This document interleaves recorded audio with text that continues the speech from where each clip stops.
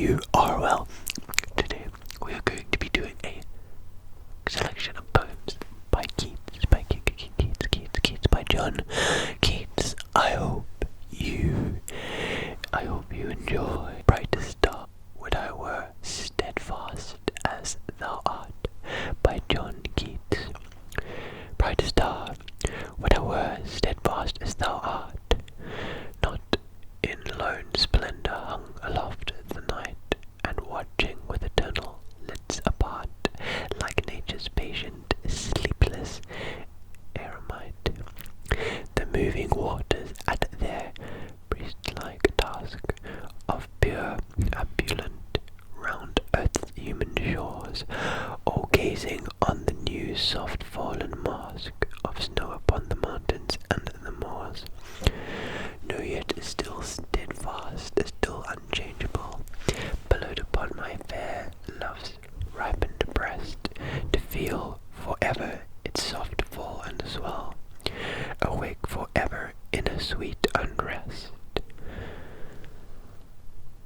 Still to hear her tender taken breath, and so live ever, or else swoon to death. To Autumn, by John Keats. Seasons of mist and mellow fruitfulness, close bosom friend of the maturing sun, conspiring with him how to load and bless with fruit the vines that round the thatch eaves run, to pen with apples the moist cottage trees, and fill all fruit with ripeness to the core, to swell the gourd and plump the hazel shells with a sweet kernel, to set budding more, and still more later flowers for the bees, until they think warm days will never cease, for summer has o'erbrimmed their clammy cells. Who hath not seen thee oft amid thy shores?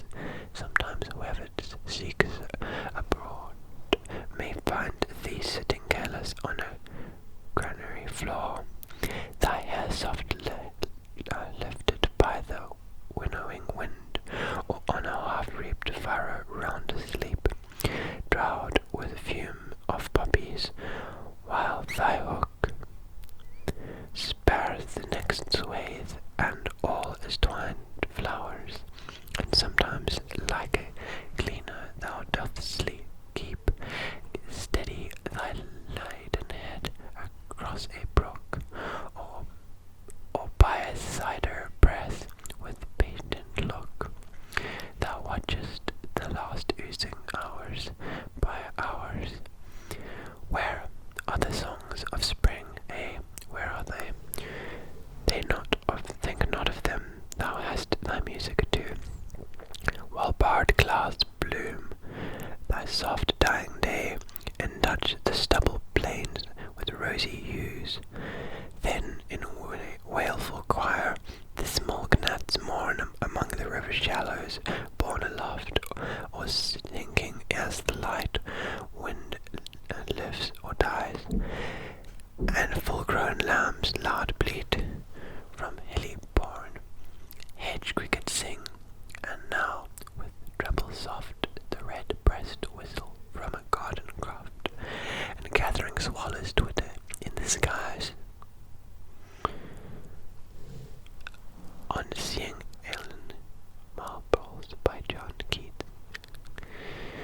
My spirit is too weak, mortality weighs heavy on me, like unwilling sleep, and each imagined pinnacle and steep of godlike hardship tells me I must die, like a sick eagle looking at the sky. Yet 'tis a gentle luxury to weep, that I have not the cloudy winds to keep fresh the opening of the morn's eye. Such dim conceived glories of the brain bring around the heart an undescribed feud. So do these wonders most dizzy pain, that mingles grandeur with the rude wasting of old time, with a billowy mane, a sun, a shadow of a magnitude. To sleep by John Keats. To sleep. O soft embalmer of the still midnight, shutting with careful fingers and begin. Benign, our gloom-pleased eyes, empowered from the light, enshaded in forgetfulness divine, O soothest sleep, if so it please thee, close in midst of this thine hymn, my willing eyes, or wait the amen ere thy puppy throws around my bed its lulling charities. To save me, all the past day will shine upon my pillow, breeding many woes. Save me from the curious conscience that still lords its strength for darkness, burrowing like a mole, turning the key deftly in the oiled wards and seal the hushed casket of my soul. Ode to a Nightingale, by John Keats. My heart aches, and a drowsy numbness pains my sense, as though of hemlock I have drunk, or emptied some dull opiates to the drains. 1 minute past, and lithe words has sunk. 'Tis not through envy of thy happy lot, but being too happy in thine happiness, that thou, light-winged dryad of the trees, in some melodious plot of beached green and shadowed numbness, sings of summer in a full-throated ease. Oh, for a draught of vintage that hath been cooled a long age in the deep delved earth, tasting of flora and the country green, dance and proverbial song, and sunburnt mirth. Oh, for a beaker full of warm south, full of the true, the blushful hippocrene, with beaded bubbles winking, and the brim, and purple-stained mouth, that I might drink and leave the world unseen, and with thee faded away into the forest dim, faded far away, dissolve, and quite forget what thou amongst the leaves hath never known, the weariness, the fever, and the fret. Here, where men sit and hear each other groan, where the palsy shakes a few sad last grey hairs, where the youth grows pale and spectre-thin and dies, where but to think is to be full of sorrow, and laden-eyed despairs, where beauty cannot keep her lustrous eyes, or new love pine at them beyond tomorrow. Away, away, for I will fly to thee, not charioted by Bacchus with his bards, but on the viewless wings of poesy. Though the dull brain perplexes and retards, already with thee tender is the night, and happy the queen moon is on her throne, clustered around by all her starry fays.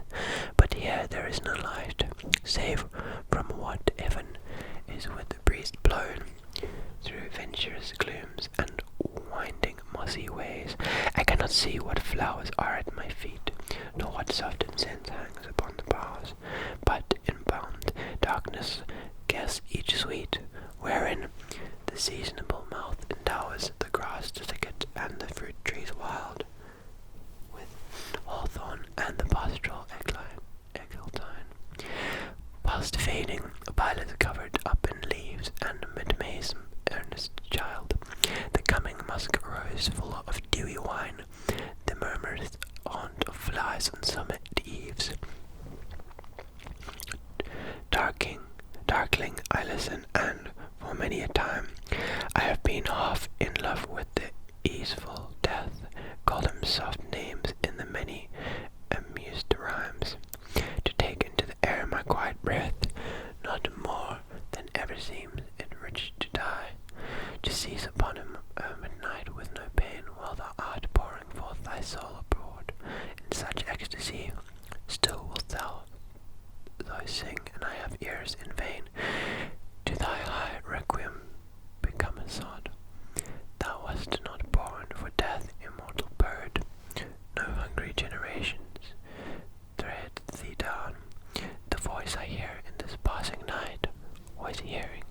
was heard by ancient days, by emperor and clown. Perhaps the self-same song that found a path, though the sad heart of Ruth, when sick for home, she stood in tears amid the alien corn, the same that oft times hath charmed magic statements, opening on the foam of perilous seas in fair lands, forlorn. Forlorn, the very word is like a bell to toll me back from thee to my sole self. Adieu, the fancy cannot cheat so well as she is farmed to do. Deceiving elf, adieu, adieu, thy plaintive anthems fades past the near meadows, over the still stream, up to the side hill, and now 'tis buried sleep in the next valley glades. Was it a vision or a waking dream? Fled is that music, do I wake or sleep? Ode to Melancholy by Keats, by John Keats. Ode to Melancholy. No, no, no, go not to life, neither twist wealth's pain, tight-rooted for its poisonous wine, nor suffer thy pale forehead to be kissed by nightshade, ruby grape of proserpine. Make not your rosary of yew berries, nor let the beetle nor the death moth be your mournful sigh, nor the downy owl a partner in your sorrow's mysteries. For shade to shade will come to drowsy and drown the wakeful anguish of the soul. But when the melancholy fit shall fall, sudden from the heaven like a weeping cloud, that fosters the droop-headed flowers, all and hides the green hill in April's shroud, then cut thy sorrow on a morning rose, or on the rainbow of the salt sand wine, sound wave, or on the wealth of glowed peonies, or if thy mistress some rich anger shows, imprison her soft hand, and let her raven feed deep, deep upon her peerless eyes. She dwells with beauty, beauty that must die, and joy, whose hand is ever at his lips, bidding adieu and aching pleasure nigh, turning into poison while the bee mouth sips, aye, in very temple of delight. Veiled melancholy has her sovereign shine, the scene of none save him whose strenuous tongue can burst joy's grape against his palate fine. His soul shall taste the sadness of her might, and be amongst her cloudy trophies hung. La Belle Dame sans Merci, a ballad by John Keats. Oh, what can ail thee, knight at arms, alone and palely loitering? The sitch has withered from the lake, and no birds sing. Oh, what can ail thee, knight at arms, so haggard and so woe-begone? The squirrel's granary is full, and the harvest's done. I see a lily on thy brow, with an anguish moist and fever dew, and on thy cheeks a fading rose, fast withered too. I met a lady in the meadows, full beautiful, a fairy's child. Her hair was long, her foot was light, and her eyes were wild. I made a garland for her head, and bracelet too, and fragrant zone. She looked at me, and she did love, and made sweet moan. I set her on my pacing steed, and nothing else saw all day long, for sidelong would she bend and sing a fairy song. She found me roots of relish sweet, and honey wild, and monadieu, and sure in language strange she said, I love thee true. She took me to her elfin grot, and there she wept and sighed for sore, and there I shut her wild eyes with kisses for, and she lulled me asleep, and there I dreamed, ah, woe betide, the latest dream I ever dreamt. On the cold hillside I saw pale kings and princes too, pale warriors, death pale were they all. They cried, La Belle Dame sans Merci, the halt in thrall.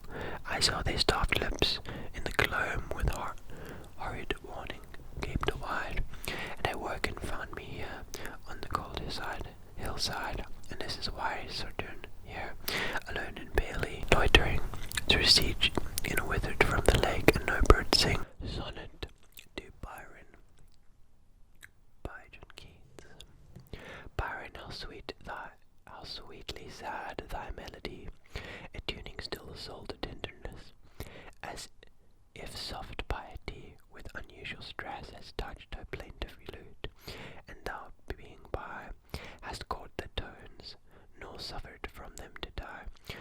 O'ershadowing sorrow doth not make thee less delightful, thou griefs doth distress.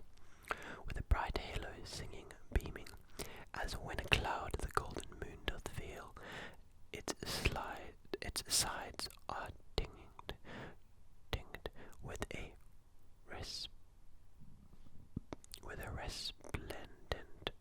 with a resplendent glow. Through the dark robe of amber rays prevail, and like veins in a sable marble flow, still warble dying swan, still tell the enchanting tale, the tale of pleasing woe.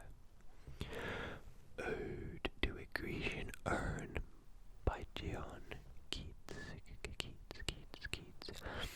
Thou still unverished bride of quietness, thou fostered child of silence and slow time, Slivan, historian who casts thus express the flowered tale more sweetly than I'll rhyme. What leaf-fringed legend haunts upon thy shape, of deities or mortals or both, in temple tales of Arcady? What men or gods are these? What maidens loth? What mad pursuit? What struggles to escape? What pipes and timbrels? What wild ecstasy? Heard melodies are sweet, but those unheard are sweet. Therefore, ye soft pipes, play on, not the essential ear, but more endeared. Pipe to the spirits ditties of no tune. Fair young, beneath the trees thou canst not leave thy song, nor ever can those trees be bare. Bold lover, never canst thou kiss. Through winning near the goal yet, do not grieve, she cannot fade, though thou hast not thy bliss. Forever wilt thou love, and she be fair. Ah, happy thought, happy boughs, that cannot shed your leaves, nor ever bide. Bid the spring adieu, and happy melodist unwavering, forever piping songs of ever new. More happy love, more happy love, forever warm and still to be enjoyed, forever panting and forever young, all breathing human passions far above, that leaves a heart high sorrowed and cloyed, a burning forehead and a parched tongue. Who are these coming to the sacrifice? To what green altar, O mysterious priest? Least thou that leave her lowing at the skies, and all her silken flanks with garland dressed? What little town by river or seashore, or mountain built with peaceful citadel, is emptied of this folk and this pious morn? And little town, thy streets for evermore will silent be, and not a soul to tell why thou art desolate. Can I return? Attic shape, far attitude, with bread or marbled men, with maidens overwrought, with forest branches, the trodden weed. Thou silent form doth tease us out of thought, as doth eternity called pastoral. When old age is this generation waste, thou shalt remain in midst of other woe than ours, a friend to man, to whom thou sayest, beauty is truth, truth is beauty, and that is all ye know on earth, and all ye need know. Fancy by John Keats. Ever let the fancy roam, pleasure never is at home. At a touch sweet pleasure melteth, like to bubbles when rain pelteth.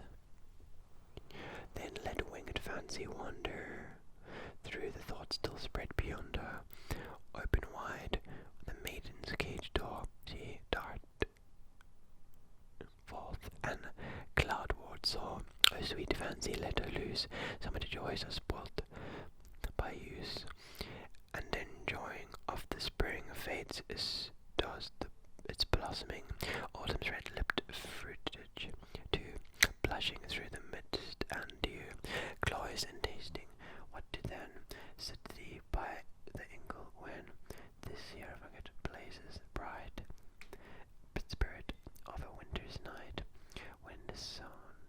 this earth is muffled, and the caked snow is shuffled from the pillow boy's heavy shoon.